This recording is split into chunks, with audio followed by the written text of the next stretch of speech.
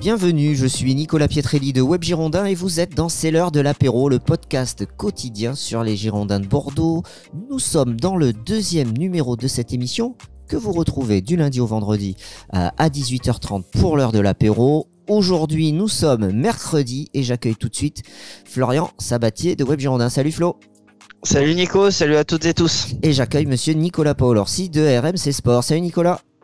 Salut les gars, salut à tous. Bon, comment ça va mercredi, jour des enfants? Est-ce que vous êtes en forme? On n'en a pas. On n'en a pas des enfants. Voilà. C'est vrai, vous avez pas Pratique. d'enfants. Vous n'avez pas d'enfants. Pratique. Et dans la situation qu'on vit aujourd'hui, c'est plutôt un avantage, je crois. Il paraît. Ouais. Écoute, en tout cas, quand on passe 2-3 coups de fil à certaines personnes et qu'on entend les gens en télétravail avec les gamins qui courent derrière, c'est sûr que des fois on se dit pauvres gens. Pauvres gens. C'est ça. Moi, dans mes connaissances, j'en ai qui ont les enfants. Ils me disent, surtout quand tu les as en bas âge, ils me disent c'est l'enfer. Hein. Pour travailler en même temps, selon le métier que tu fais, c'est vrai que c'est très très compliqué. Hein. Bon, enfin, vous êtes avec nous pour ce rendez-vous sur les Girondins de Bordeaux, rendez-vous quotidien. Vous savez, tous les jours, on se pose une question sur les Girondins de Bordeaux. Mais avant de poser la question du jour, on va regarder la traditionnelle question que nous avons posée aux internautes de Web Girondin hier à la suite de l'émission consacrée à Loris Benito. On a posé la question suivante. Loris Benito a-t-il répondu aux attentes des Girondins? La réponse des internautes, 67% de non, 28% de oui et 5% ne se prononce pas. Flo, une réaction? Écoute, je suis pas, on va dire surpris parce que c'est vrai qu'il fait pas l'unanimité déjà au niveau des supporters. On le sait, on le voit. Si bon, on regarde un peu les réseaux sociaux, pardon, et notamment Twitter où c'est vrai que beaucoup ne l'aiment pas. Après voilà, moi je suis pas surpris. On verra ce qu'il apportera en défenseur central dans les semaines, mois à venir. Mais c'est vrai que oui, c'est sûr que pour moi c'est pas non plus un flop parce qu'il y a les à côté, mais c'est vrai que le sondage, le résultat du sondage, pardon, me surprend pas. Ouais, bon, ça reflète un peu ce que vous avez dit hier, Nicolas, c'est-à-dire qu'il était peut-être pas utilisé au bon poste. Ouais, ça c'est sûr. Et puis ça reflète ce qu'on voit de Loris sur le terrain depuis le début de saison. On l'a dit, c'est un joueur qui arrivait avec un statut quand même. Il était international, il sortait d'une saison de Ligue des Champions. Donc c'est vrai qu'on s'attendait à un joueur très solide. C'est vrai qu'il a déçu au poste d'arrière gauche aussi. Donc voilà, oui, c'est plutôt cohérent de la part des supporters, même si c'est vrai que on n'a pas en tête forcément de grosses boulettes de Loris Benito. C'est pas comme le dit Flo, un flop total, loin de là. Et il y a encore beaucoup de choses à faire.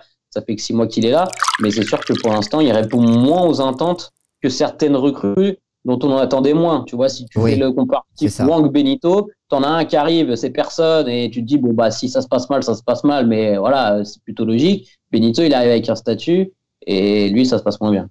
Tout à fait, tout dépend à quel niveau tu places ton niveau d'attente. Voilà, c'est ça. Par exemple, avec Wang, où on n'avait pas une attente énorme, mais finalement, lui a plus répondu en surprenant positivement par ses performances. Allez, détendez-vous, on démarre avec le thème du jour. Alors, la question du jour, c'est pas vraiment une question, on va se consacrer à 2 joueurs et en règle générale à ces joueurs des Girondins qui ne jouent pas et qui sont toujours aux Girondins de Bordeaux. Alors, ils sont moins nombreux aujourd'hui dans l'effectif. Alors, l'idée, c'est pas de juger ni de pointer du doigt ces joueurs, mais de comprendre leur situation. Pourquoi, quand tu es sportif de haut niveau, où on pourrait penser que tu es attaché au jeu, à la compétition, mais malgré le fait que tu ne joues pas du tout, que tu joues très peu, mais tu préfères rester dans ton club plutôt que d'aller chercher du temps de jeu ailleurs. Et on va parler de 2 joueurs en particulier, de Paul Bass et de Maxime Pounget. Alors c'est une situation délicate, Nicolas. Ça arrive souvent, ça, dans le foot. Que des joueurs jouent pas, mais finalement ils restent dans leur club plusieurs saisons sans jouer. Ouais, ça arrive surtout aux Girondins, j'ai la sensation. C'est vrai que dans d'autres clubs on le voit moins, mais c'est vrai qu'à Bordeaux c'est souvent le cas. Oui, alors bien sûr ça arrive. Il faut savoir que ce sont des joueurs qui signent de gros contrats et du coup quand le club essaie de s'en débarrasser, les mecs ont signé un contrat et je comprends, ils ont un certain salaire par mois. Et c'est difficile de te dire en tant que joueur, tu joues à Bordeaux, tu prends, je vais dire une somme complètement au hasard, hein, mais tu prends 40 000 par mois et tu vas partir derrière en Ligue 2 ou dans une équipe du bas de tableau de la Ligue 1 avec un salaire moins élevé. Quand t'es joueur, tu peux te dire, bah écoute, moi je vais terminer mon contrat et je vais prendre ce qu'il y a à prendre, ce qui pour le coup est tout à fait légitime et justifié. Après, les deux joueurs sont dans une situation très différente. Paul Bass va avoir 32 ans là au mois de mai. C'est un joueur qui est en fin de carrière. C'est certainement un joueur qui pensait avoir signé son dernier contrat avec Bordeaux. C'est un joueur qui est du coin, qui était à l'étranger, qui a été rapatrié par Jocelyn Gourvenec. Et lui se voyait vraiment finir à Bordeaux. Il a reconstruit sa vie avec sa femme. Il a acheté une maison. Ses enfants, voilà, sont du coin. Il a retrouvé sa famille. Donc c'est difficile pour Paul d'avoir envie d'un nouveau challenge. Il y a eu la possibilité pour lui de partir. Bordeaux a essayé de lui trouver des solutions. Son agent également a essayé de lui trouver des solutions, mais lui, il veut pas. C'est un choix de famille, c'est un choix de vie perso. Ça se respecte, même si c'est handicapant pour le club parce que c'est un joueur qui avait signé un gros contrat quand il est arrivé et qu'il lui reste encore un an de contrat puisque c'est jusqu'en juin 2021. Bon, voilà, c'est un choix de vie. C'est un choix de vie. Maxime, c'est un peu différent parce que Maxime, il va avoir 28 ans. C'est un joueur qui est quand même athlétiquement encore capable d'enchaîner les matchs, de faire de bonnes choses. On sait qu'il est très attaché à Bordeaux. C'est son club formateur. C'est pour ça qu'il ne veut pas partir. Donc, c'est compliqué pour lui de l'arracher à ce club-là. Mais je pense que lui devrait faire l'effort de quitter le club. Déjà, s'il aime son club, il verrait que son avenir est complètement bouché et là, ça va être difficile de se relancer, même si on sait qu'il a eu l'habitude de le faire. Il a été souvent mis au placard, il est revenu un petit peu de nulle part, et on l'a fait jouer, derrière on l'a remis au placard. Donc voilà, mais je pense que lui, s'il a envie encore de rejouer au foot et à un niveau un peu intéressant, faudrait qu'il parte parce que sa cote est en train de baisser terriblement. On voit, Flo, que c'est deux joueurs en plus de Bordelais. Hein. Maxime Punché qui a toujours été à Bordeaux, Paul Bass qui a été formé à Bordeaux, qui n'avait pas joué, je crois, en pro avant de revenir là.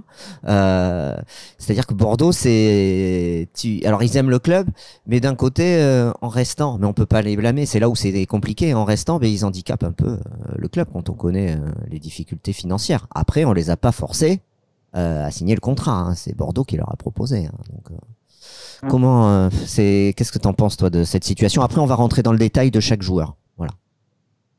Écoute, concernant les deux situations, comme l'a dit Nico, elles sont quand même sacrément différentes parce que bon voilà, Paul Bass, on le rappelle, était quand même dans ce fameux loft de Paulo Sousa en début de saison, ce qui n'était pas le cas pour Maxime Punché déjà. Et après, pour moi, d'un côté, Paul Bass fait aussi les entraînements avec le groupe pro. C'est par exemple pas forcément tout le temps le cas. Moi, je pense aussi à un joueur. Alors, on l'a pas cité pour le coup, mais moi, c'est une situation que j'ai un peu du mal à comprendre.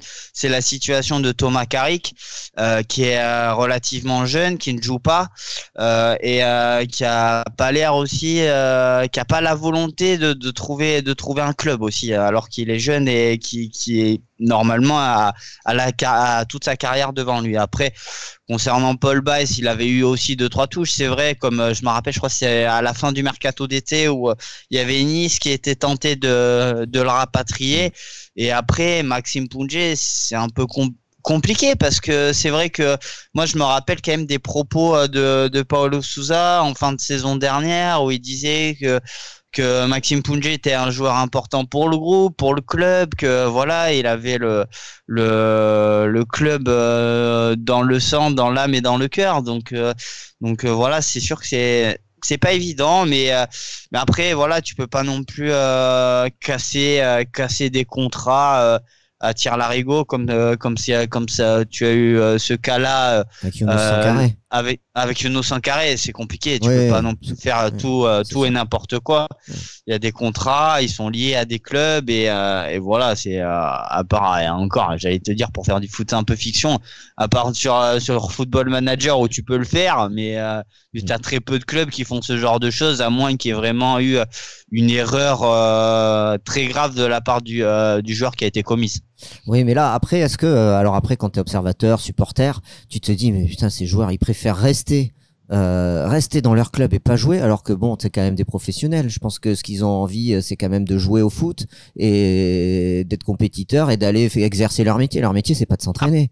Oui, mais après, à la différence, par exemple, si tu compares les deux situations, Paul Bice et Maxime Pounjé, Maxime Pounjé est quand même numéro 2 en tant que latéral gauche. C'est une doublure. C'est pas bon, pareil que Paul Bice qui est numéro 5, par exemple. Ouais, mais il joue pas à Punjé. Il a joué Capo et on a vu le résultat. Hein. Ouais, je sais bien, mais bon, après, ça, c'est le coach qui fait des choix, comme dirait Didier. Ouais, mais bon, c'est là où ça peut, tu te dis, et c'est là dans l'image que les mercenaires que peuvent avoir les joueurs. Alors j'extrapole, mais c'est souvent une image qu'ils peuvent avoir. Mais là, cette situation de ces deux joueurs, elle est typique, quoi. Ils préfèrent, en caricaturant, ils préfèrent prendre leur salaire, 100 000 € par mois ou je ne sais pas, et pas jouer plutôt que d'aller jouer ailleurs pour gagner moins. Voilà. Donc c'est ça la situation. Tu te dis, mec, c'est un peu réducteur. Quand oui, Nico. je Alors, sais. Déjà, moi, je vois je vois ce que tu veux dire. Oui. Tu retiens un peu le trait et tout ça, bien évidemment, mais déjà, moi. C'est pas que prendre leur salaire. Alors bien sûr, le salaire, il est important pour tout joueur de foot, mais pour tout le monde. Hein. Sinon, on nous propose un salaire de, je sais pas, 500 €, 600 €, 1000 € plus important dans un autre boulot. Peut-être qu'il nous plaira moins. Qu'est-ce que tu feras? Tu choisiras peut-être le salaire pour le confort de vie. Donc voilà, ok, le salaire est important, mais dans le cadre de Paul, je pense qu'au-delà du salaire, c'est vraiment l'envie de vivre à Bordeaux, de préparer son après-carrière parce qu'il va avoir 32 ans. De retrouver ses parents, parce que on sait que les footeux, on peut dire ce qu'on veut des footballeurs, c'est un métier extraordinaire, ils ont une chance inouïe, ils gagnent énormément d'argent, et voilà, c'est même pas, on peut même peut-être pas parler de métier, mais c'est des joueurs qui, à 12, 13, 14 ans, sont éloignés de leur famille, n'ont pas vraiment d'adolescence. Donc voilà, je comprends qu'à 32 ans, quand tu sais qu'il te reste peut-être 1 an ou 2 au niveau, tu as envie de privilégier ta reconversion, ta famille, tes proches. On ne connaît pas la situation de Bass avec ses proches. Donc voilà, ça, c'est quelque chose qui me choque pas. Je le dis encore, mais Maxime, c'est complètement différent parce que Maxime, c'est un joueur qui a quand même un gros potentiel. Et même s'il incarne un petit peu les valeurs de Bordeaux, et on le voit sur ses réseaux sociaux, c'est le premier à faire le plébiscite de la ville de Bordeaux, à parler du club en bien. Il aime ce club et il l'aimera toujours. Le problème, c'est que Maxime, à 28 ans, il va plus avoir de rôle très important aux Girondins de Bordeaux. Alors, en tout cas, pas avec Paulo Sousa. Si Paulo Sousa reste, ça veut dire quoi? Que jusqu'en 2021, il va faire banquette, il va plus jouer, il va arriver à 29 piges et derrière, tu vas signer un contrat où alors que tu as quasiment 1 saison et demie, voire 2 saisons blanches dans les jambes. Donc c'est ça. Moi, c'est plus la situation de Maxime que je comprends moins que la situation de Paul. Allez, on va rentrer dans le détail de chaque situation, mais assez rapidement. Donc Paul Bass, 32 ans. Est-ce que finalement Paulo Sousa, il aurait pas, parce que il va avoir 32 ans, c'est pas si vieux que ça pour un défenseur central. Moi, je pense qu'il pourrait peut-être jouer encore 1, 2, 3 années. Est-ce qu'il faudrait pas le réintégrer, lui redonner du temps de jeu parce que c'était un bon joueur? Est-ce que vous pensez qu'il peut avoir sa chance, Flo? Est-ce que tu crois qu'il peut avoir sa chance à nouveau avec Paulo Sousa? Pour moi, c'est compliqué, clairement, parce que bon, même si Pablo, c'est vrai, il faut retenir là, quand on parle de Paul Bice, que Pablo est blessé pendant de longs mois et devrait revenir pas avant le mois de septembre, octobre, si on est très optimiste, parce qu'il s'est fait quand même une rupture des ligaments croisés et ça, tu mets du temps à revenir. Et je pense que tu mets même plus d'1 an à revenir à ton réel niveau. Pour moi, c'est compliqué parce que en fait, si t'as quand même Vukasin Jovanovic, Edson Mecher, et tu as même Loris Benito qui peut dépanner et qu'on a vu qui a souvent dépanné quand il manquait du monde à ce poste-là. Donc pour moi, malheureusement, je vais être un peu sec, mais c'est vrai que pour moi, tous les chemins sont barrés, ne mènent pas forcément au Girondin pour Paul Bice tant que Paulo Sousa sera là. Il se dépense énormément lors des entraînements, il fait le job, il rechigne pas à la tâche et tout, mais c'est vrai que pour moi c'est trop compliqué de le voir. C'est sûr, ça serait génial parce que ça te permettrait d'avoir un vrai mec de ton cru, quoi, du club, quoi. C'est vrai qu'on raille un peu cette équipe de temps en temps à dire ouais, voilà, c'est vrai que est-ce qu'il y a un joueur qui qui fait partie de l'institution et qui la défend corps et âme, comme à certaines époques on a pu le voir. Il y en a pas, et malheureusement celui qui a plus l'identité, l'ADN de ça, c'est Paul Bice, et malheureusement il joue pas, et je pense que ça m'étonnerait qu'il joue dans les prochaines semaines. En plus, il a une personnalité, ça a l'air d'être un gars super sympa. Oui, bien sûr. Donc, et bon, c'est vrai que moi, je serais ravi qu'il puisse s'imposer. Toi aussi, t'as le même avis que Flo, Nico, sur sa capacité à rejouer?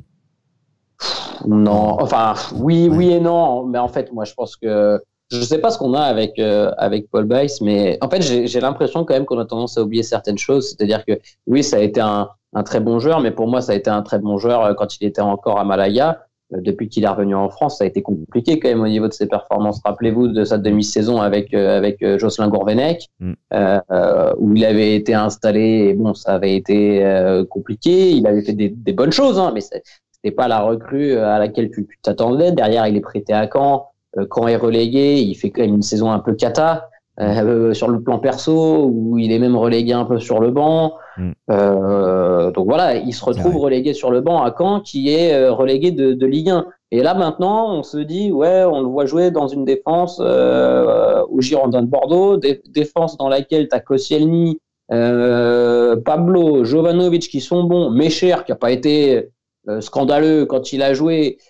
Et t'as un cinquième joueur qui est Loris Benito qui peut faire la main, et là on se dit on veut mettre Paul Bice titulaire. C'est sûr que c'est un joueur qui a du caractère, c'est un joueur qui aime le club, il mouillera le maillot et il le mouillera tout le temps. Il est impeccable aux entraînements, c'est un grand professionnel, Flo l'a dit ça, et sur ça il n'y a aucun débat, et puis c'est un super mec Paul, donc voilà, il n'y a pas de débat sur ça. Maintenant footballistiquement, je pense qu'il y a clairement meilleur à son poste aujourd'hui à Bordeaux. Alors, il aurait pu l'essayer quand l'équipe était en difficulté. Il aurait pu le relancer sur un match, ça c'est clair. Mais pour moi, il y a meilleur. Ok, bon, bah, écoutez, moi je voulais votre avis. J'avais du mal à imaginer qu'il puisse s'imposer, mais c'est vrai que sentimentalement parlant, t'as envie, quoi. Mais bon, ça. D'autant que la situation, par exemple, si on doit comparer avec un joueur que, par exemple, Paulo Sousa a essayé de faire jouer, par exemple, je pense notamment à Jonathan Cafu.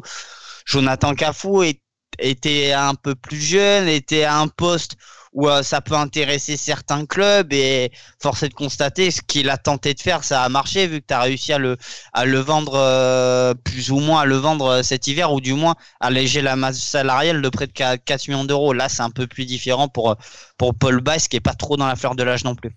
Alors, Maxime Pounget, lui, il va avoir 28 ans, formé au club, il a joué qu'un match, c'est à Pau cette saison avec l'élimination des Girondins.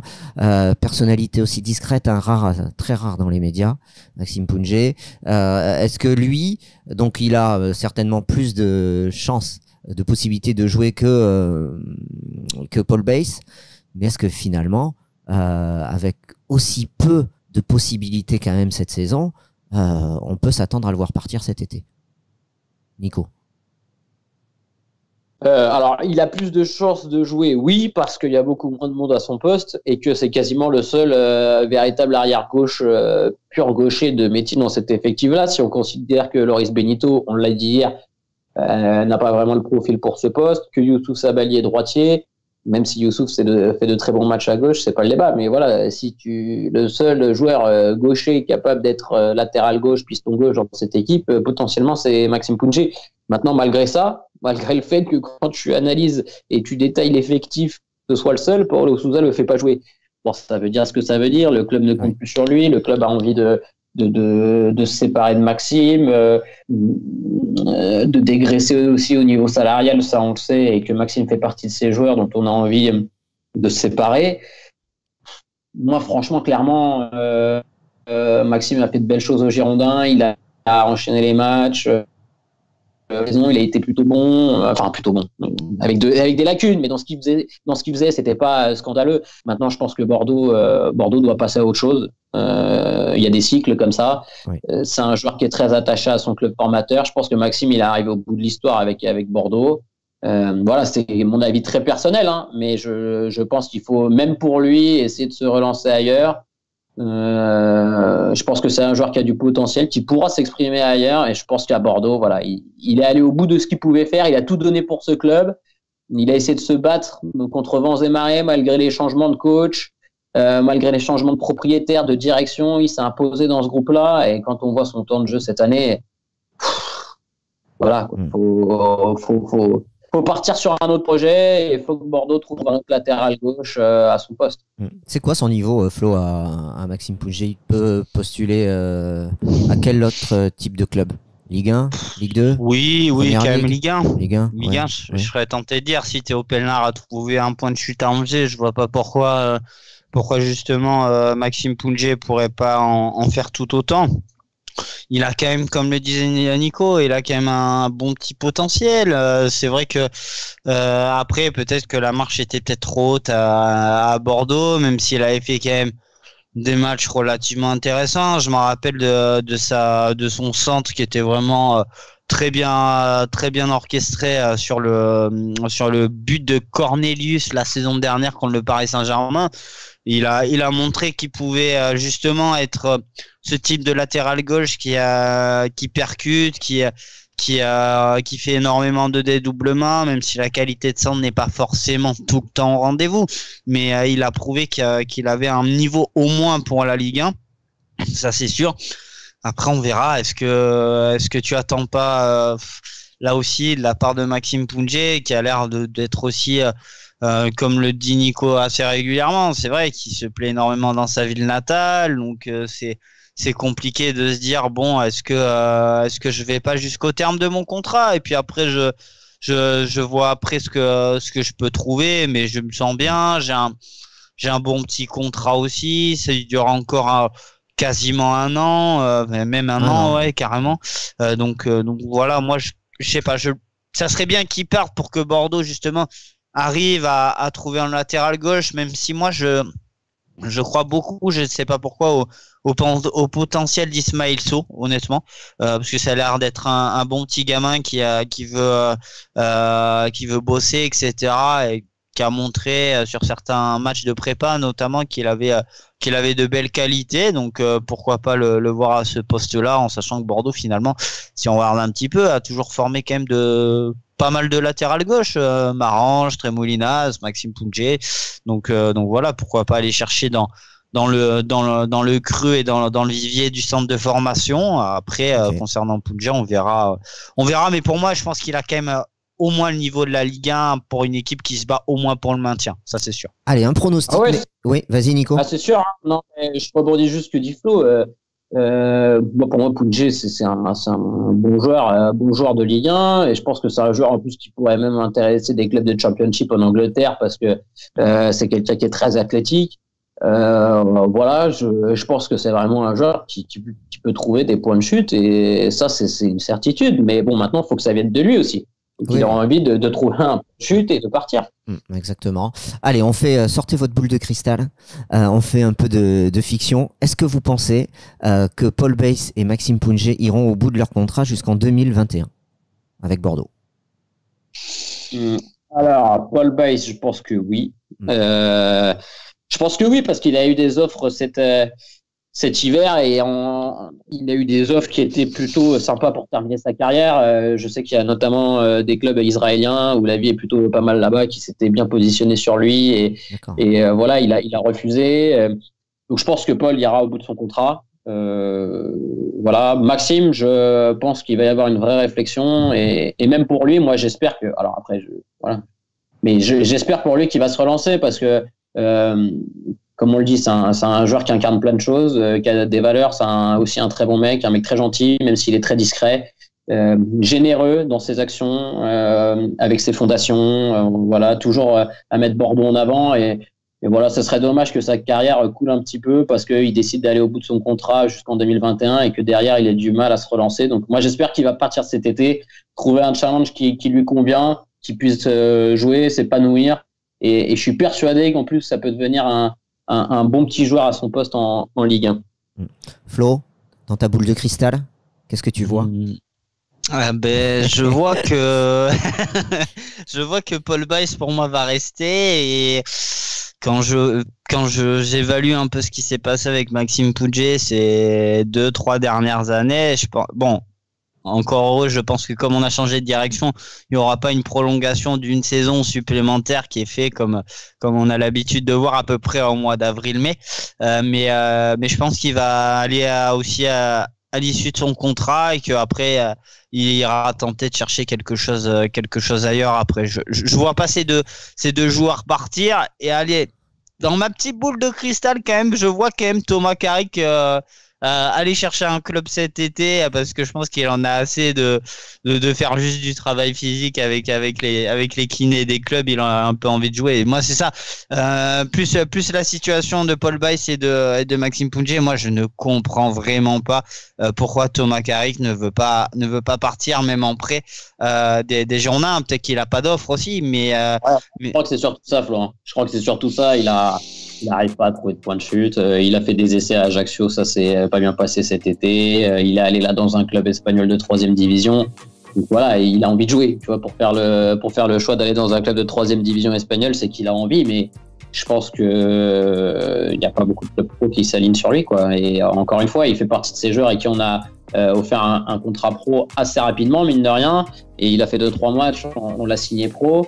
Sauf que derrière, il a été renvoyé en équipe jeune. Il est arrivé dans la pire période avec Jocelyn Gourvenec. C'est le moment où Gourvenec quitte le club, se fait débarquer. Et Carrick, il a coulé et ça l'a clairement tué au niveau de sa progression, cette histoire-là. Donc pour le coup, Carrick, je pense que ça vient pas de lui, mais c'est vraiment le fait qu'il n'y ait pas trop de clubs sur lui, quoi, malheureusement pour Thomas.